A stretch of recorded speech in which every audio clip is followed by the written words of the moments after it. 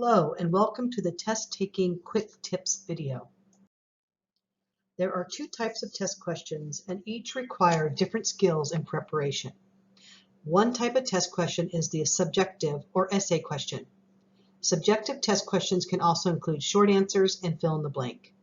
These types of questions are testing the student's ability to recall information and use it appropriately in an essay, short answer, or fill in the blank. The other type of test question falls under the objective category, which includes multiple choice, true, false, and matching. These types of questions are testing the student's ability to recognize information. Let's look at a strategy for taking an essay test. The strategy is broken down by time, direction word, organization, and evaluation.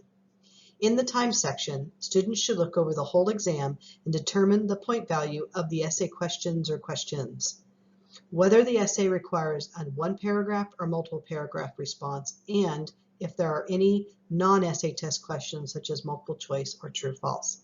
The goal is to use the time wisely. Based on the student's strengths, it's a good idea to approach the test by completing the higher point questions. A super important factor to consider in essay questions is to look at the direction word. What is the essay asking the student to do?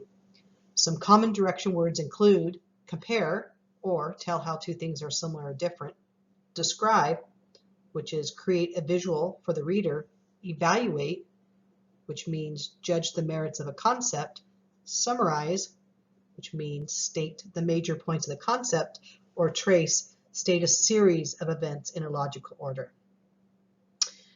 Underline the direction word in the essay question and make sure you answer the question. Students can write a well-crafted essay, but if they compared two concepts instead of evaluating them, the essay would be wrong and lose points. The third idea to consider when responding to an essay question is organization. As stated earlier, determine if the answer should be one paragraph long or multiple paragraphs, such as a 5-paragraph essay.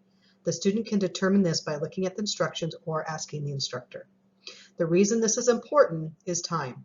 Will the student need to write 10 to 15 sentences for a 1-paragraph answer or 25 to 50 sentences for a multiple paragraph answer?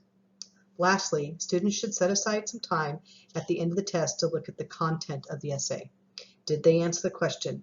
Is it organized? It includes an introduction, facts, and a conclusion.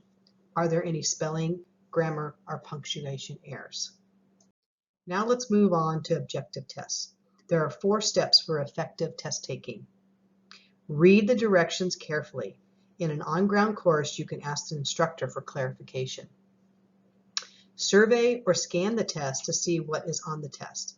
This may not be possible for an online test. Don't read every question, but get an idea on what topics will actually be covered. Determine the amount of time needed to answer each question.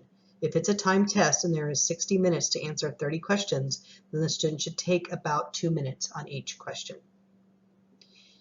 If the test setup allows students to skip a question and to come back to it, make a note or mark that as the skipped question. In answering multiple choice questions, there are several approaches. Cover up the answers, read the question, and anticipate the answer. Then look at the answers. By anticipating, the student relies on what they know and won't get distracted by all the answers. After reading the question, and if the student is unsure, then reading each answer is necessary. If the student is still unsure, then read the question and read the A answer. Read the question and then read the B answer. Read the question and read the C answer. Finally, read the question and read the D answer. If possible, cross any answers you know are incorrect so that you won't waste time rereading the answers.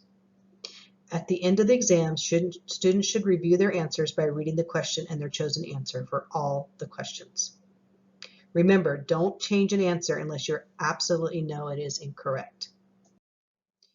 True-false statements also have some specific steps to consider. Read the statements carefully. Be objective and don't read into the statement. Look for prefixes such as non or un or dis. These prefixes change the meanings of words. If a student chooses true, it means everything in the statement is true.